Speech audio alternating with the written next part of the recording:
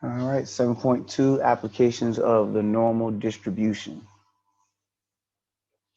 So standardizing a normal random variable, we're going to use our z-scores. I don't know if you remember back in chapter 3, we discussed z-scores for the first time.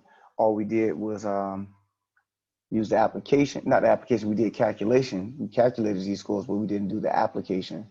So now we're looking at the application of the z-scores. So the way we would calculate our z-scores will be z is equal to x minus mu over sigma. And so whether you remember the symbolism or not, that's your data value minus the mean over the standard deviation. So that will always be your flow. That will always be how you calculate your z-scores. Data value minus the mean over the standard deviation. All right.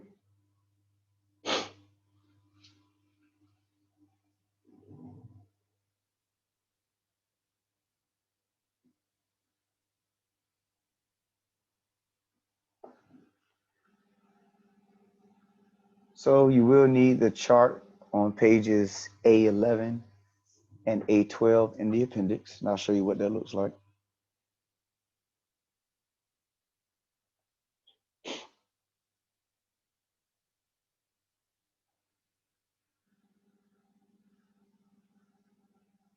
Scroll up. Okay. Also, your z-scores are always rounded to 2 decimal places.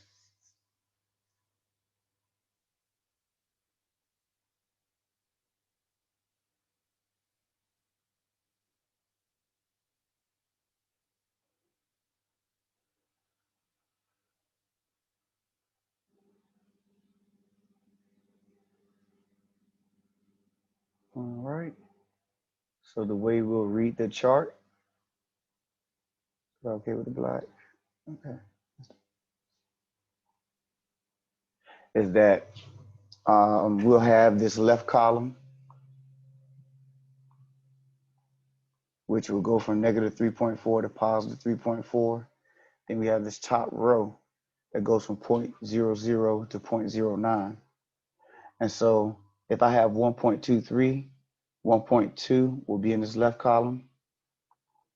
And that's what I have right here. And then that 0.3 will be up here in this top row. And where they meet at is the chart value that we're going to pull from. Okay, so I'm about to pull up a chart so I can show you how it works. Well, actually show you how it works versus my drawings.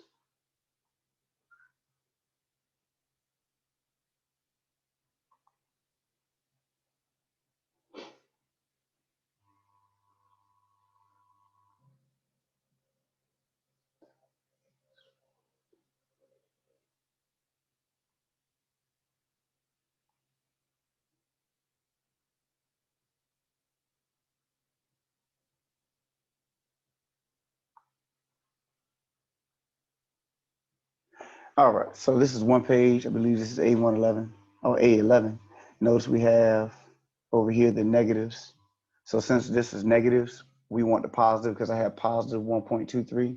I will go to the other chart. This is the same chart, it's just a continuation. Goes from negative values to positive values. So this goes from negative 3.4 down to 0. Then the other one picks up at 0 and go to positive 3.4. So that's just one side, and then let me go to the other one. I was just showing you that.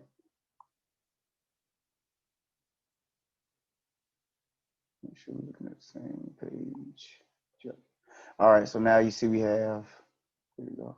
See we have the positive right here. So what I'm going to do is go to 1.2, which is right here, and go to 0.3, which is right here. And where they meet is the chart value that I need. And so that's 0.8907. Yeah, I probably could have made that a little smaller right there. All right, so you see 1.2, once again, this is 1.2, This is 0.3 because I had 1.23, and where they meet is the chart value that I'm going to extract. Also notice that this right here in my chart says that whatever value I get from the chart represents everything to the left of the z-score. So that matters because all z-score charts aren't the same. So I'm just showing you how to read the chart that the book gives you. Now, if you were to Google a z-score chart, there are all multiple z-score charts out there that are not set up the way your books is set up. So once again, I'm showing you how the book z-score chart works. That doesn't work for every z-score chart that's out there in the world. All right, so let's go back to the notes. So the chart will always give you, and that's what I wrote right here in the purple, the chart will always give you, or will always represent what is to the left of the data value, or in other words, what is less than. And we're going to talk about the application of that in a second. But just understand that the chart will always give you what's to the left of your z-score, or in other words, what is less than.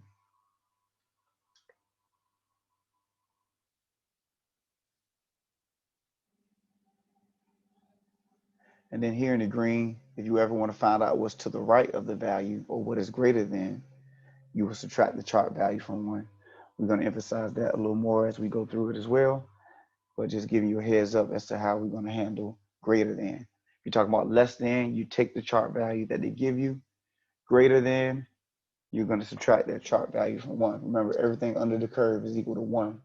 So if I know what's to the right, then I know what's actually to the left as well by subtracting it from 1.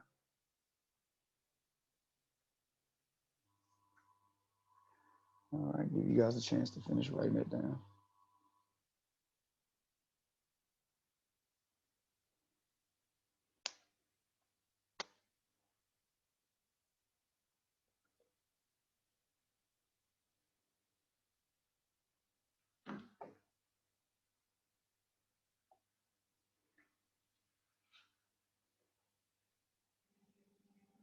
All right. I'll be scrolling up. All right, cool. So first example, a pediatrician obtains the heights of her 3-year-old female patients. The heights are approximately normally distributed with mean 38.72 inches and standard deviation of 3.17 inches. Determine the proportion of the 3-year-old females that have a height less than 35 inches. So I'll give you guys a chance to write that for those who are doing so.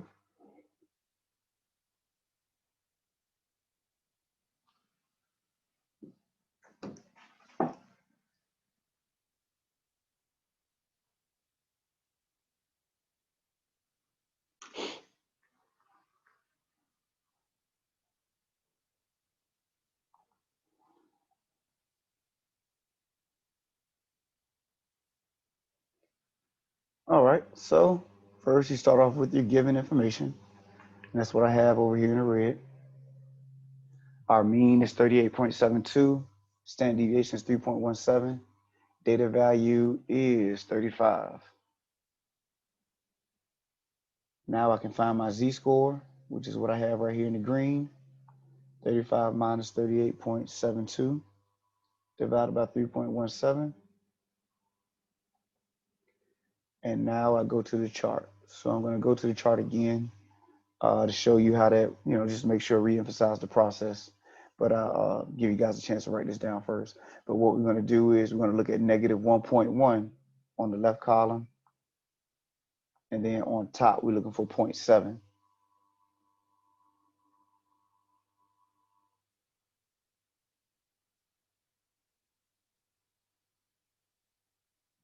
All right.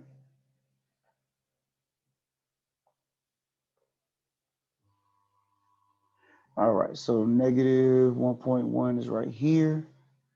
0.7 is right here, 0.07. So I'm gonna go here. And we see it meets right there at 0.1210. All right, so once again, just emphasizing the process of the z-score chart.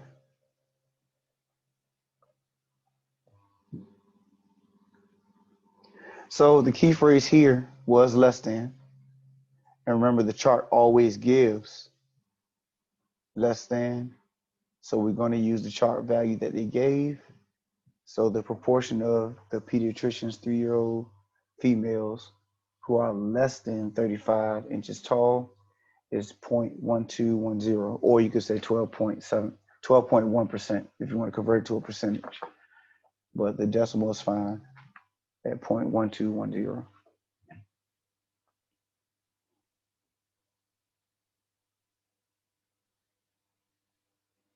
All right, questions, any questions?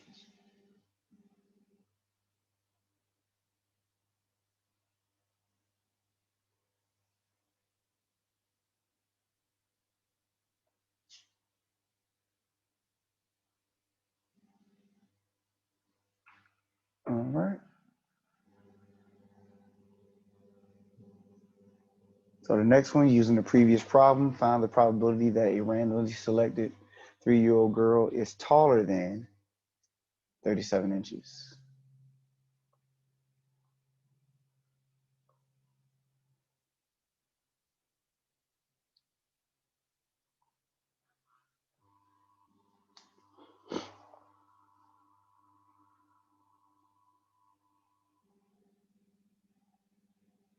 All right. So given information, our mean is 38.72, standard deviation is 3.17. This time X is 37. That's the value in question, 37. Use that information to find the z-score. 37 minus 38.72 divided by 3.17 gives us negative 0.54.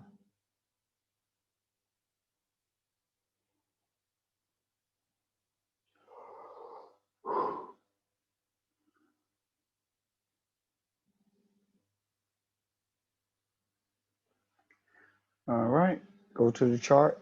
Negative 0.5, 0.5 will be on that left column, 0.04 will be on the top row, and they will meet at 0.2946.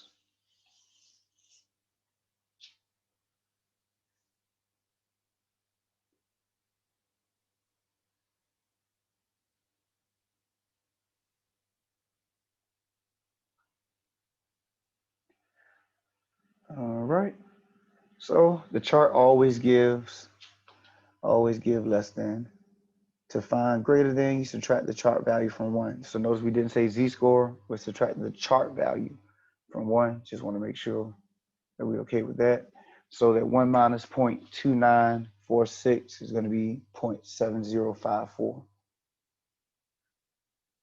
that would be the proportion or the probability of getting someone who is taller than 37 inches.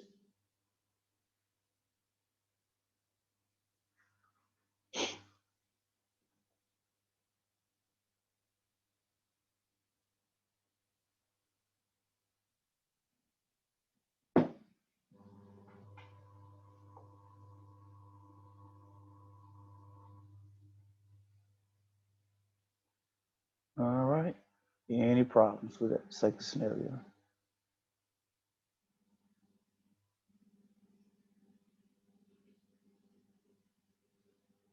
All right. One more scenario. Once again, we're using the same information. Find the probability of randomly selecting a 3-year-old girl that is between 35 and 40 inches tall, inclusive. So if you look at what we have here, 2 data values, same mean, same standard deviation. But since we have 2 data values, we need 2 different z-scores. So x1, we call them 35. So I find my first z-score here by performing the same calculation. Data value minus the mean over the standard deviation. And then here in green, that's my second z-score from my second data value of 40. So it's 40 minus 38.72 divided by 3.17.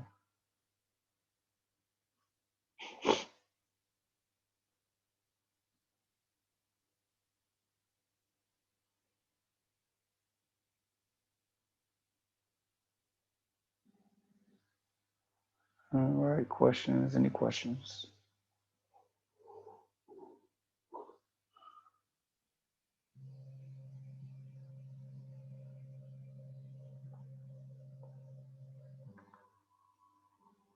All right, go to the chart value. Got these two values.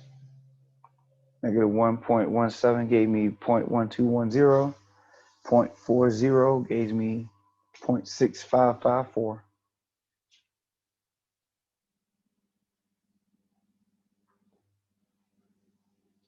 And then you see what I have here in the red. To find what is between the data values, you subtract the two chart values. So this is just a diagram showing you what's going on here. In this first one, that's my Z1. And don't forget, the chart always gives you what's to the left. And that's what this represents right here. And then if I have Z2, if I subtract this part from this, then I have what's in between them, which is this right here. So I was just giving you a visual as to why we would be subtracting these chart values.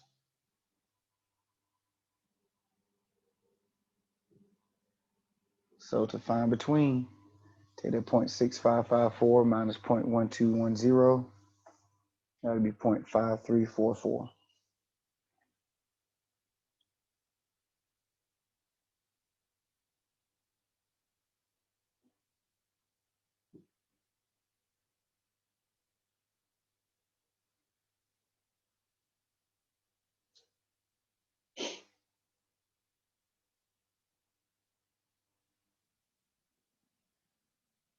Any questions?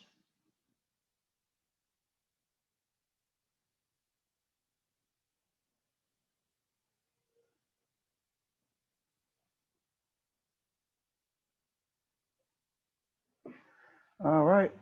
So altogether, you're only going to have 3 scenarios, and the keywords will let you know what process you should take on. So you got less than, greater than, or between. So less than, it may say less than, or according to the application or the problem, it could mean shorter, could say colder, could say below or beneath. Greater than, or any type of phrase that suggests less than. Well, greater than, same type of deal.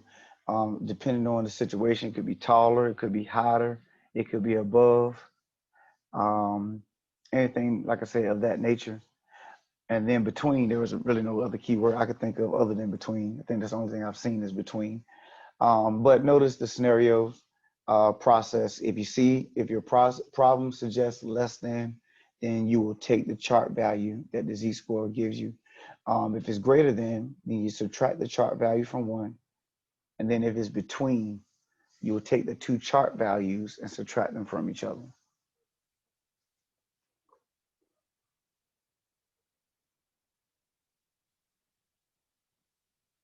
All right.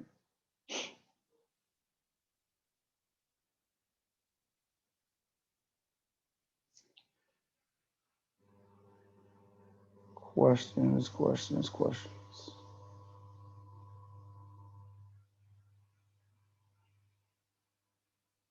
All right.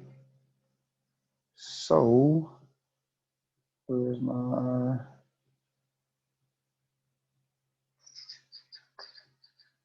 maybe it's right here.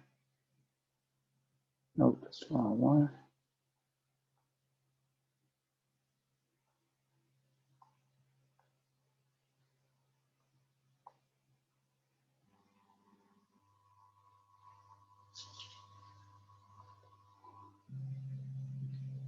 So I want you guys to try assignment 3,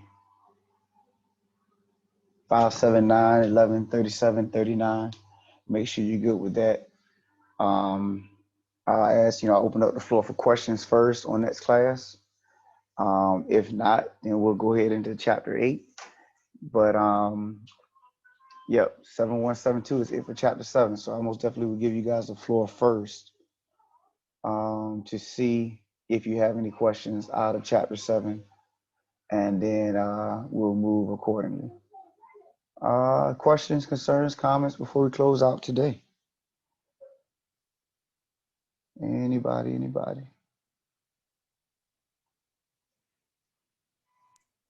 Not for me, at All least. right. All right. Thank you, sir. Thank you. All right. So with that being said, that's it for today.